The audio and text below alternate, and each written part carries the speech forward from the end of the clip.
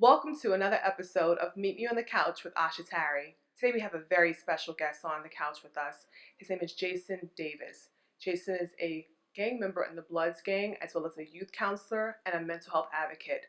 He's going to be speaking to us about his personal story and one of his great treasures, his book, War of the Bloods in My Veins. Welcome, Jason. How you doing? I'm doing great. Thank you for meeting me on the couch. How are you? I'm fine. I'm good. Good. Tell people where you grew up, Jason, and what your home life was like. I grew up in Harlem in a place called Lincoln Projects, which is on the east side of Harlem or central Harlem, pretty much on the between Madison and Park Avenue on 135th. Pretty much Lincoln has always been like bad. AKA name for it was Stinking Lincoln because at one time they found a lot of bodies that the stench over time was overwhelming, and that's where they got the name Stinking Lincoln from for all the dead bodies. But I grew up there. I grew up in a war zone. With your mother, your father, who was Mother in your and household? My mother and my father. They both were actually together. I had a younger brother and a younger sister. But in the household, he used a lot of drugs and was quite abusive to me and my mother. When you say he, who are you referring to? Your father? My father. He beat on her a lot and he beat on me a lot. We had certain rules and regulations in the house that we had to go by, that my mother set in place to protect the younger siblings. Like when he came in drunk, I can tell by the way he opened the door, by the way the keys used to rattle on the outside of the door, whether he was drunk or not. My mother would tell me to take my younger brother and sister to the back room, lock her out, and no matter how harsh the beating was on the outside, I wasn't to open the door. So no matter how bad she cried, screamed, moaned, dropped, hit the floor, I wasn't to open the door. At times, it brought a lot of tension between my brother and my sister because they would call me things like, soft, you're being a pussy, why you not helping mommy? And they would pull on my hair, they would scratch at me, bite me, to try to run the outside of the door to help my mother. But I knew better because I was older why those rules were set in place. So your mother basically set the landscape for how you were to protect your siblings, and yet she was getting beaten. Right. On the opposite side of the door. Right. So here we are, a family who's together, mother, father, children on the outside looking like a whole, complete unit, but yet there's all this division in the household. Was your father using substances? Was your mother using substances? Tell us about their background. No, my mother was clean. She was real clean cut. She was actually graduated from Cornell University, top of her class. Was always super smart, always like straight edge. Never did drugs. My father, on the other hand, never went past, I believe, the 6th grade, and he used a lot of drugs. He used to use heroin. He actually got tricked into using heroin at the age of 12. Someone bet him $50, $50 or $20, that it wouldn't hurt if he skin pops. What's skin popping? Skin popping is when you actually inject the needle into your arm.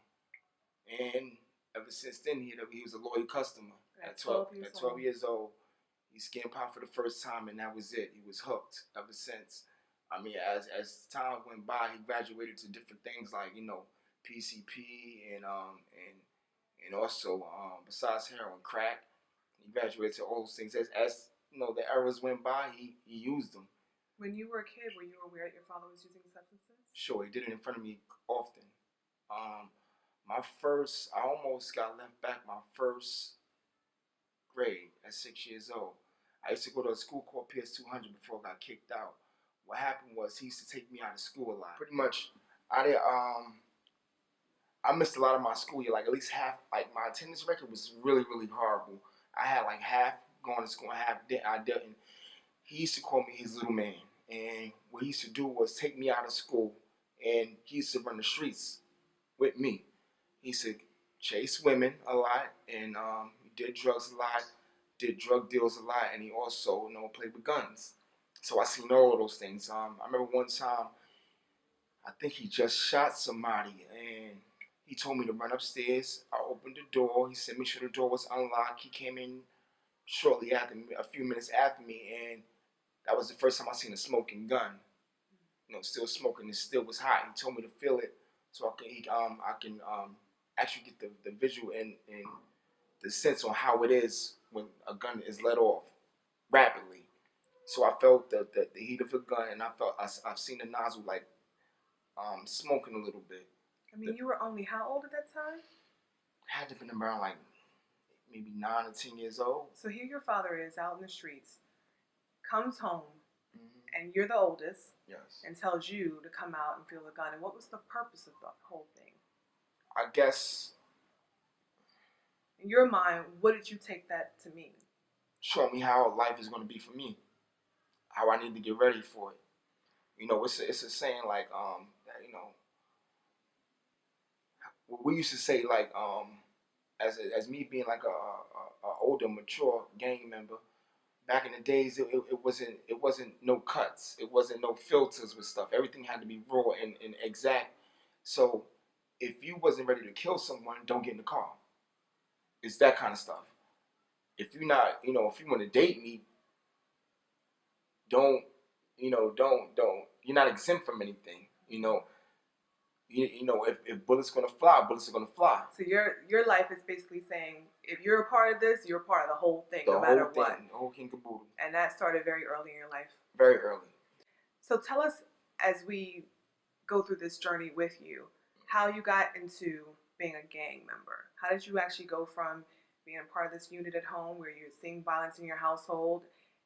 It didn't make you want to escape violence. Did it make you want to embrace it? How did you go from where it was in your household to now it's part of your life outside of home and you're a part of a gang? I hated my household.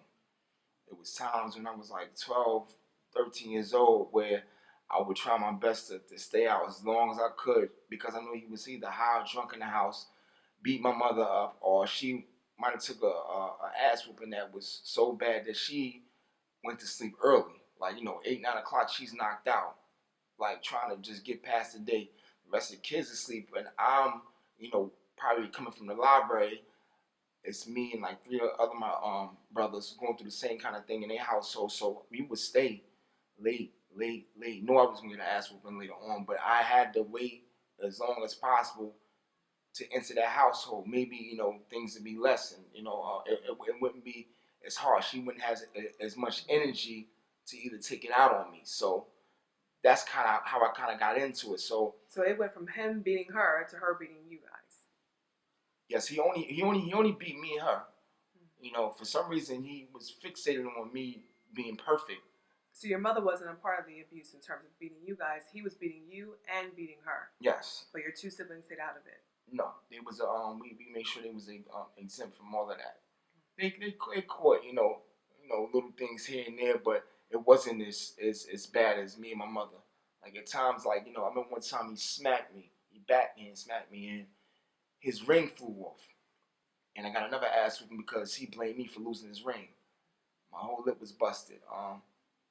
But these are like rules and regulations. Like these are things that we knew happened on a day-to-day basis. So my mother knew my lip was busted. I couldn't go to school. So until I healed up, I didn't go to school. Same thing with her. If she had black eyes or she was black and blue, because she's fairly dark skinned, but he can bruise up pretty bad, bust a lip, and she knew she couldn't go to work like that because it would raise all kinds of questions. And that's one of the main rules and regulations of the house was no snitching. You know what I'm so struck by, Jason? Mm-hmm. I mean, you grew up in an area where there's poverty, there's drugs, there's gangs, but there's also, on the opposite side, there's love, there's family on the outside, there's friendships, and there's school where you would think somebody would have been checking for you in school. But was there anybody ever calling your house to see where you were or wondering how come you didn't show up for class today? Did you ever have that type of relationship with people in school? Nah, not back then. Back then it was different. That's how I learned the art of manipulation, the art of deceiving people. Like my mother, she like I said, she graduated from Cornell University. She was very smart. The administration at my school knew that as well. So when you think of that, it's not like the parent that's it's not like my classmate whose parent who might be on welfare. They know that their mother has a drinking problem. No one is working in the house, so they knew my mother was like she's on the good part of the team. Like it's part of the good. I wouldn't even say upper class because even we always from the project. It's just that she just was looked up as more respectable. She was educated. Right. You know, so it was like, you know, whatever's going on is going on, but she got it.